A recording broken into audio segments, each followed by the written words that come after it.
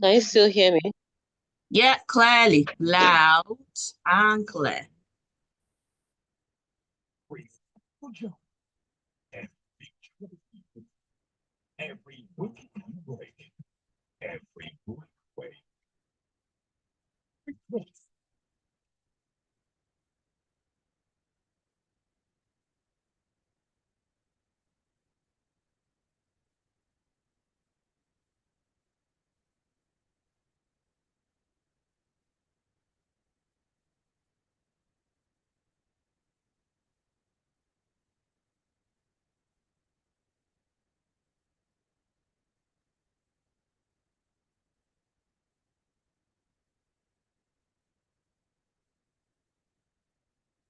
That's right. Welcome inside the locker room where the juicy G's, the bant, as well as the analysis get down. You're welcome to the locker room. This is the show you listen to, a part of Smooth Breakfast from Mondays, Wednesdays, and Fridays, 8:15. That's the time for locker room, and it's a pleasure for you to come and be a part of it. We have the WhatsApp line that allows you to send in your messages, 0809 444 0981. And you can decide to join us on YouTube at Smooth 981 FM Lagos. My name is Oluwaseun. And I do have, as always, the queen of the locker room, Tega Supreme. Good morning. Where's she? Tega. As usual. No, okay, one lesson you have to learn. My mute button is always on. Oh. Good morning. Thank God it's Friday. All right, Yeah. all right, all right. What's happening? What's happening this morning? What are we talking about? In the world of sports, we talk about the Super Eagles of Nigeria. They play today. All right. Yep. So remember, we are second from the bottom of the table. So we have to find a way to climb up uh with with 6 points from this international break. So starting today we face Rwanda. I think it's 5 p.m. or 5:30 p.m. I'll confirm time now and let you know. So that's what's happening today. So we're talking about the Super Eagles. Also, the Chinese Grand Prix. In fact, the sprint qualifying is starting in a few minutes.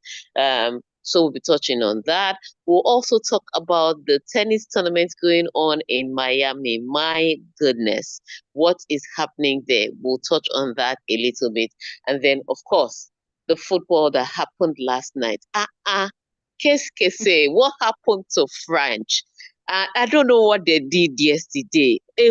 Croatia is one small island and they took them out clinically. In fact, Croatia carried out an Italian job on the French. So we'll talk about all of that inside the locker room this morning.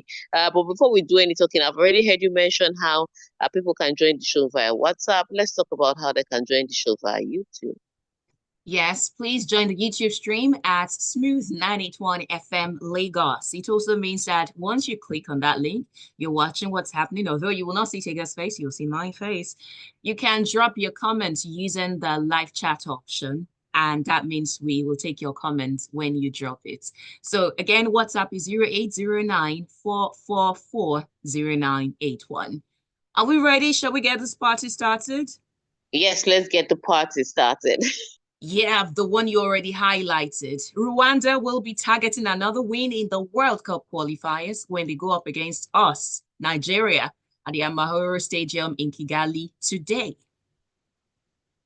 playing at home, playing at home in one of what I will now call Africa's should I say conference and entertainment cities, because a lot of Rwanda tends to host a lot of conferences. They tend to host a lot of sports events now. So the people are ready.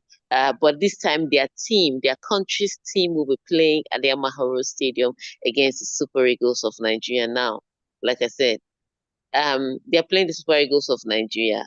They are not the ones under pressure, despite the fact that they are the ones at the team at home. Nigeria is under pressure, like Raskimono sang. So Yep, it was going in my head. It was going in my head. Under we have to pressure. come, we have to get all 3 points here if we want to have any hopes of doing great things. Now, gratefully, yesterday, from our group, I think there was a 2-2 draw that was played out. It helps just a little bit. But Nigeria needs to get, it's not enough for other people to drop points. It's important that Nigeria picks up maximum points. We have already been put in this situation, and regardless of the fact people say, oh, but this is not really Eric's problem. It didn't start with him. This one came down to, well, some people say it's Finidi. Some people would say it's what's his name again, the Portuguese that was here before. But at the end of the day, you know how it is. If something spoils when you pick it up, you are the one that It's you. spoiled it. It's you. It doesn't matter if it was cracked before It you was touched you. it. It was you that.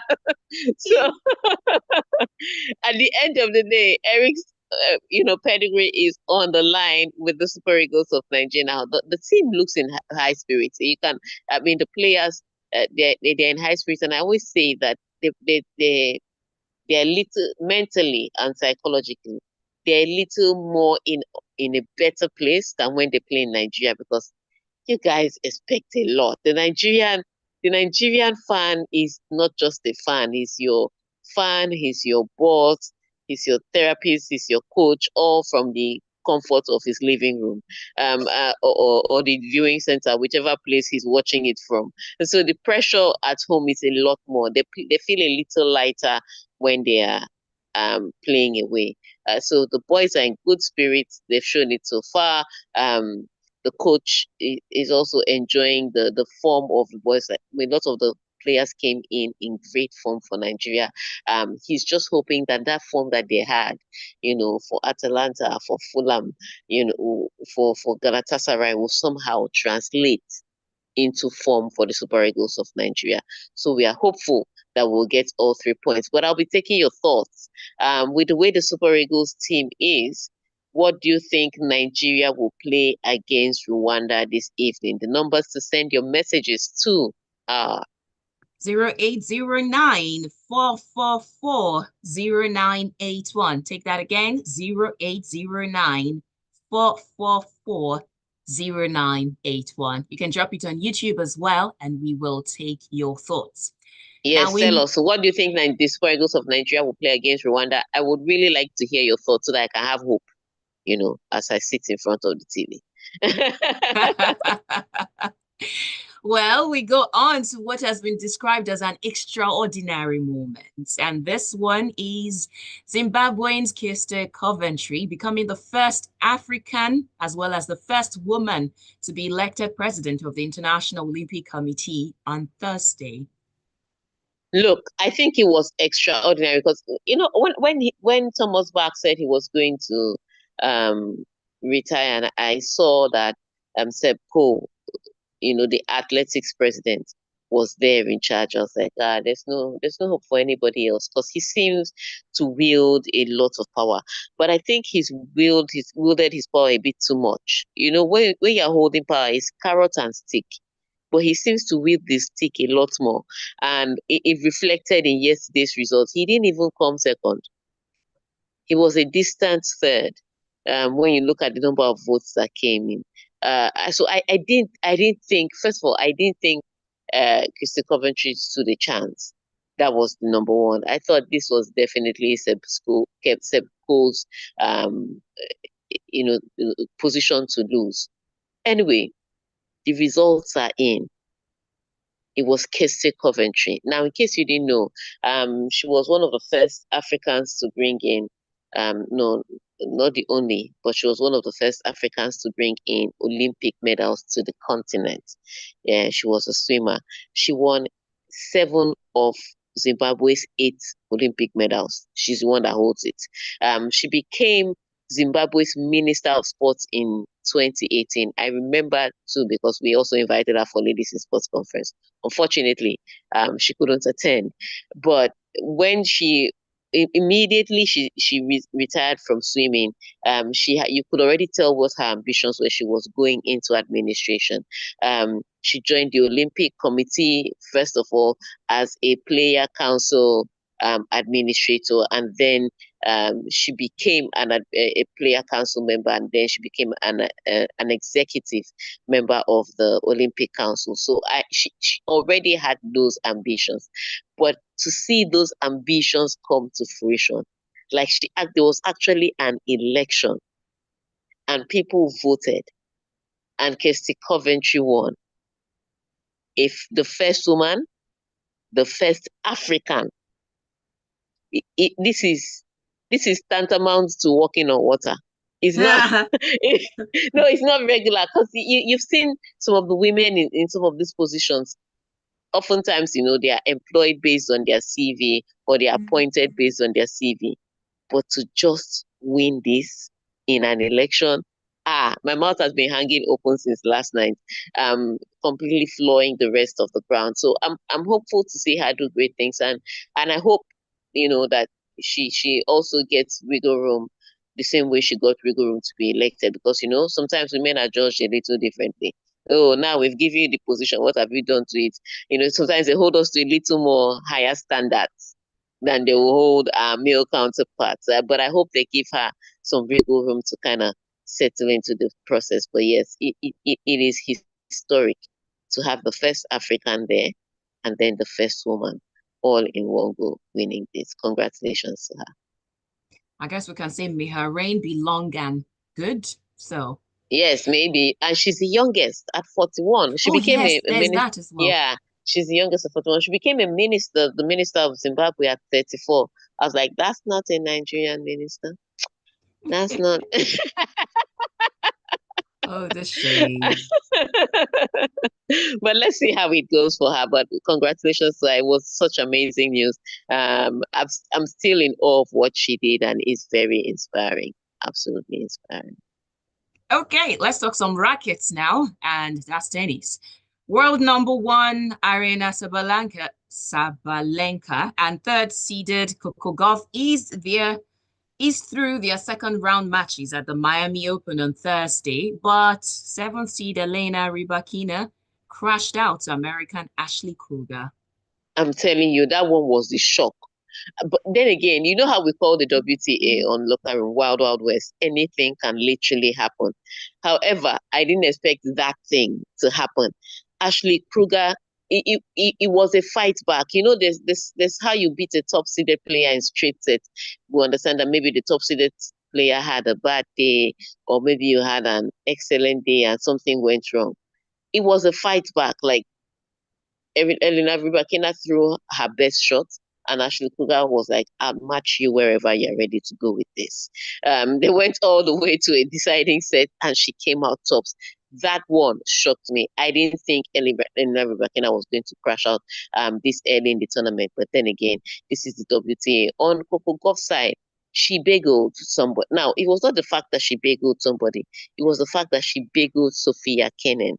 Sofia Kenin, despite her current ranking, is a former Grand Slam champion. She won the Australian Open. She's a former American Grand Slam champion. She's not just a former American Grand Slam champion. She's a woman that has been rising in form in recent time.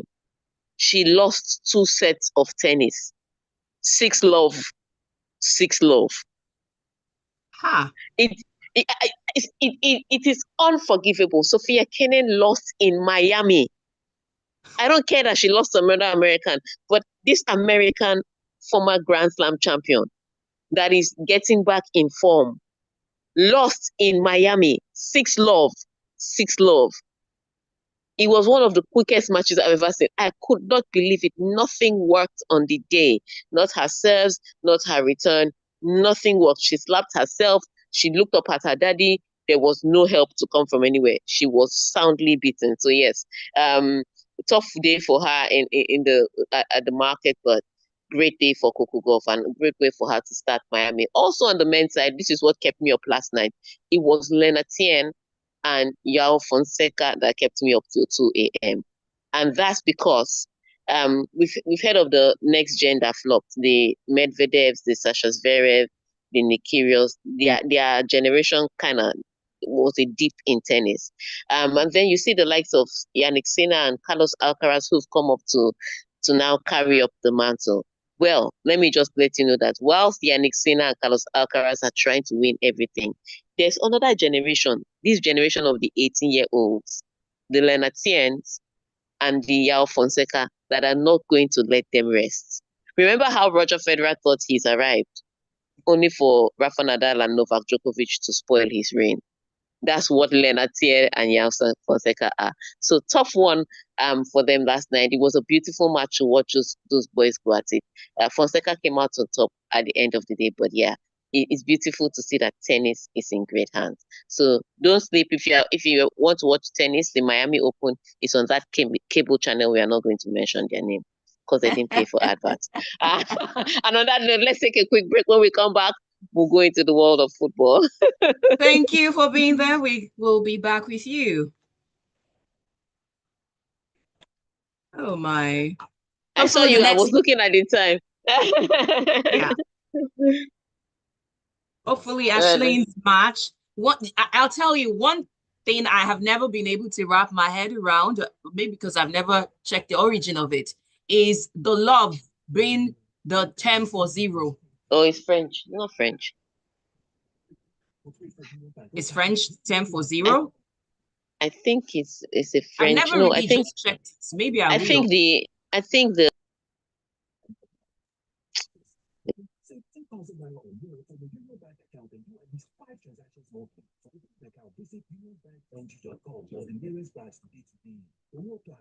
Okay, so we've got messages on WhatsApp as well as YouTube. Which one do we go first with? Let's just go with anyone. One from each. One. There are truckloads of them here. Okay, so we'll just go for all. Just read as many as. Oh, thank you, Kunle and Kenneth, for the warm compliments. Well, I'm just sitting in for Ayokumi. Next week, I'm gone, gladly getting some sleep before showing up. Come back to Casbah. I'll be gone to November, until November. This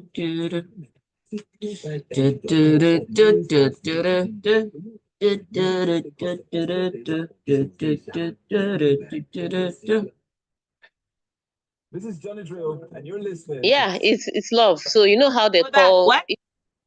It's French. It's a French word for love or egg. Yeah, let's go.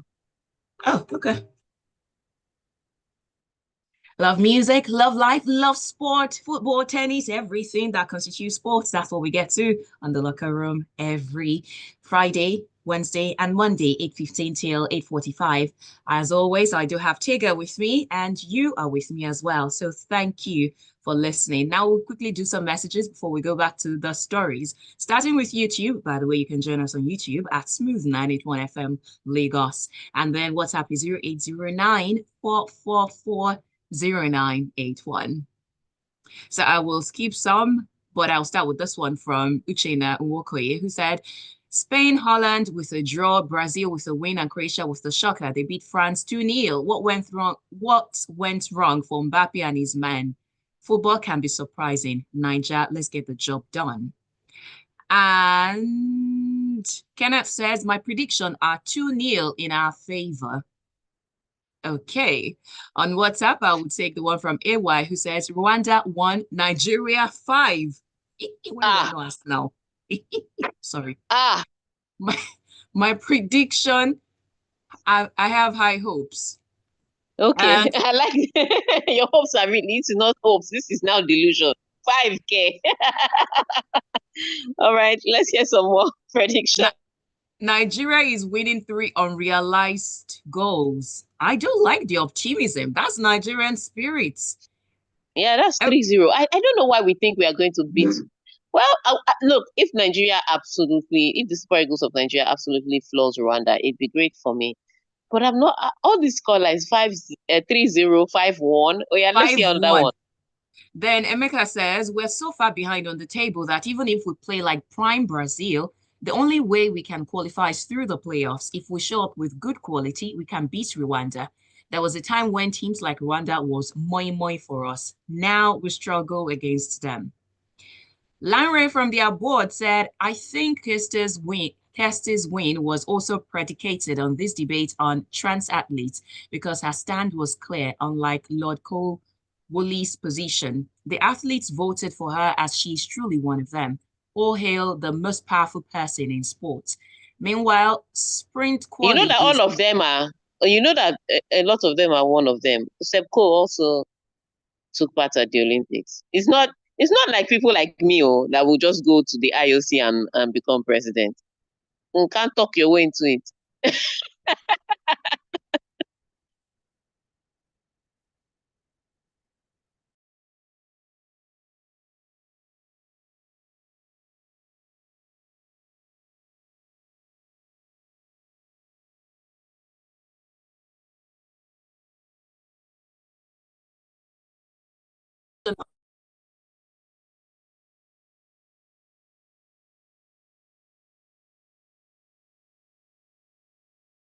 I can't hear you now. I'm here. I'm here. Okay. I cannot hear you, but I'm here. Now I see your can hear lips you. Okay. I see your I was lips muted. moving. Okay. All right. So so I'm so sorry. So I didn't hear a single word of what you said, but I saw your from lips moving. Amua. My prediction for today's match is Rwanda 1-2 Nigeria. And please, That's it. that's That's a realistic, right? realistic scoreline. Yeah. Good. What was the All right, scoreline for the first leg World Cup qualifier between us? can I remember what we played in the first leg? I don't remember either. Taya All says, right, so Super Eagles don't lose. I don't get prediction. Somebody pour water on my head. All right, we go on. Okay, let's go on to the next story then. An upbeat Lewis Hamilton declared on Thursday that things would be different at the Chinese Grand Prix after a disappointing debut with Ferrari in Melbourne, saying his new team can close the gap on McLaren. Can you hear me? Clearly. Okay. It's the way the thing is with when you're dealing with technology. Yours is, can you hear me? So this is interesting. The most recent thing is right now we're watching the qualifying for the sprint. So in China, it's in there's some Grand Prix that have the sprint qualifying. So sprint qualifying is going on right now. Lewis Hamilton is hoping that they can catch up with McLaren, and he was topping the charts just a few seconds ago until Oscar Piastri took his own drive around the circuit and is now top of the leaders board. Now, I don't think Lewis Hamilton or Charles Leclerc should be worried about if Ferrari can catch up with McLaren when it comes to pace, because their real problem is not really pace. Their real problem is strategy and communication. Because even when their car is fast, their pit wall doesn't know what to do when. And they always come back to ask the drivers what to do, even if they are the ones with the clearer picture. And for me, that is where the problem is with Ferrari. So you shouldn't worry about Ferrari trying to catch up with McLaren. That is not the problem. The problem is, this weekend, will my team's strategy be aligned, or will they be confused as usual?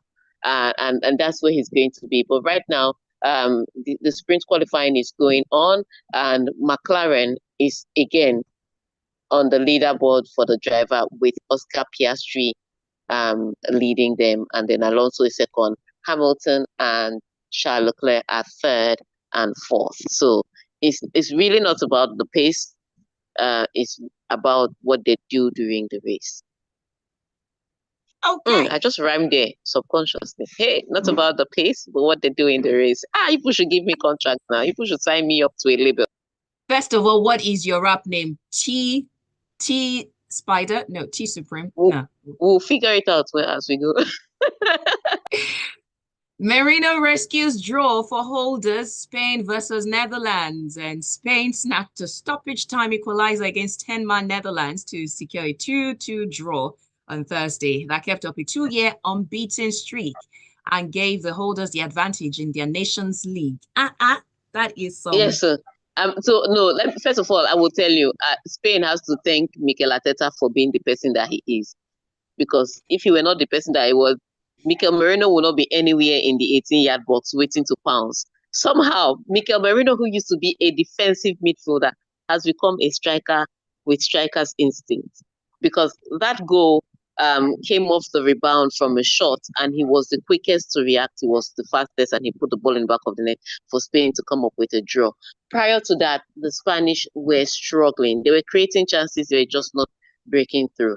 I remember when we spoke about this fixture on Wednesday, and a lot of people were dismissing Netherlands. You see that you can't dismiss the Dutch like that. It was a tough match, and the only reason the Spanish came out with a draw in this one ultimately was because they picked up a red card.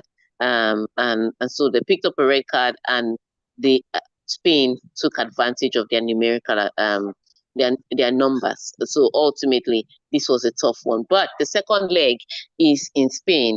I think they're playing the second leg in the Mestalla, to be precise, Valencia's home ground. So let's see if the Spanish will change their ways. I was shocked, though, the way De La Fuente selected his starting 11. It was a bold choice in the sense that he went for some new names and he went a little younger. Even when they picked up injury, there was an injury to Kubasi.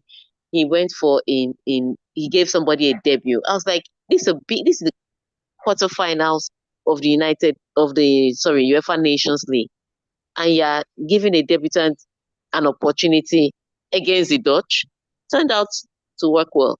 So let's see how he selects again for the second leg. But I'm calling it bold now because they came away with a draw. If they lost, it was a risky call. You know how it is. The result is now determined the language we use to define what he did or to describe what he did. So tough one for the Dutch, drawing at home from a winning position. But well, I would say interesting by the Spanish to be able to salvage something. So yes, they go home. It's 2-2. They're all square, but they go home with the advantage in the sense that they're going to be playing at home. They are still the better side, at least on paper. And they were able to not lose when they traveled on the road. Still, about the Nations League, Bayern Munich midfielder Leon marked his return to international football on Thursday with the winning goal in Germany's 2-1 victory over Italy, which handed his country the advantage. This one was always going to be interesting. As much as the Italians like to, they give the mixed basket of results. They can be struggling and then go on to win something like the Euros. And then immediately after the Euros, they fall down again the ladder very quickly. There's no, it's like my power supply. It's a little up and down at the moment. So, but I don't think many would have expected it the way it did to come out like that, especially with Germany just getting back into being the man shaft that they used to be. So the German national team traveling away to Italy and then coming to pull off this great job. It was a comeback. It was not the most brilliant German performance, but it was a good one by the Germans to go to Italy and get the result. That's all they need at this point in time. When they go back home to Germany, they can now go and play exciting football that their fans will like. But on the road against the Italians, they were effective, which is what they needed to be. So 2-1 advantage Germany. I don't know that Italy can come back from this. Well, still about the twos, and that one you mentioned earlier when we started about Croatia wiping the behind of France to secure a 2-0. No, Didier. So people have actually said that Didier Deschamps has overstayed his welcome at the national team because for lots of them, they believe that the French national team is not playing to its best potential under Didier Deschamps. But people forget that the French national team is a very tough one. The players fight themselves. I've never seen players that are friends 1 minute and bitter enemies the next minute. Remember, it was still on this French national team that they said that Pogba buried Haina so that Mbappe will struggle.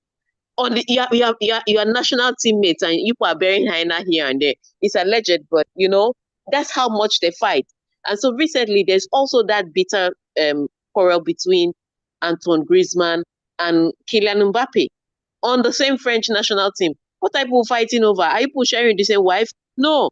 What are you fighting over? Are you fighting over landed property? No. What is the problem? So when we talk about the coaches' performances, we have to remember that the French national team is the one that is very fractured. Remember the 2010 World Cup where they were slapping each other. So again, this is a team that is deeply fractured, and so sometimes the results come out on the pitch. But yeah, what it means is that ultimately, whether it's the Deschamps that is a problem or is the rift amongst players that is a problem, they are losing, they are trailing 2-0 or 0-2 in this tie against Croatia. What it means is that they have to go back to France and pull off a massive comeback. And on that note, let's just round up with your messages because we're completely out of time.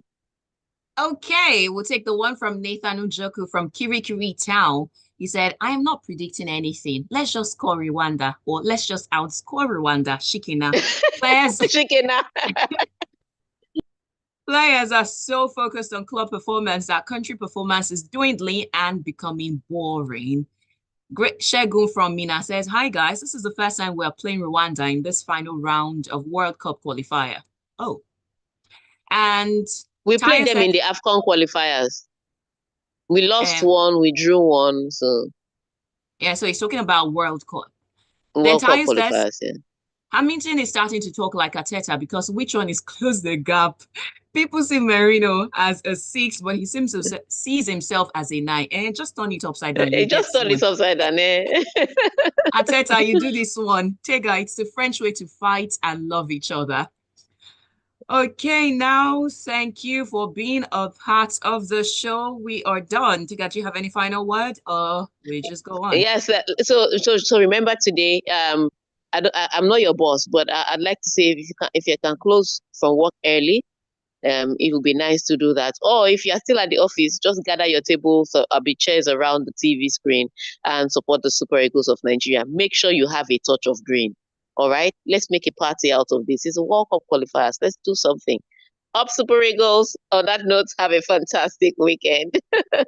Thank you for being a part of the Locker Room. And next week, we return on Monday from 8:15 right here on Smooth 98.1. Meanwhile, there's a message coming in from Kachi who says, drivers are taking one way along Kara Long Bridge. This is due to the traffic from Secretariat. Already, one keke has been brushed aside by a truck.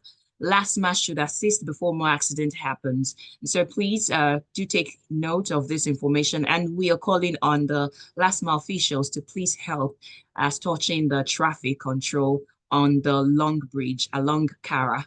Thank you. And you know that Smooth Breakfast continues because 9 o'clock, Lagos Talks. We are talking about driving in Lagos. My word. Come and share your experience. But beyond sharing your experiences, you need to prefer solutions. What could be better? Reading this note from Kachi just tells you that we have a lot of issues that we need to deal with. So driving in Lagos, riding in Lagos, what could be better? That's what we're talking about on Lagos Talks from 9 o'clock right here on Smooth Breakfast on Smooth 98.1. My name is Oluwaseun Olusegun. Okay. Thank you. Bye.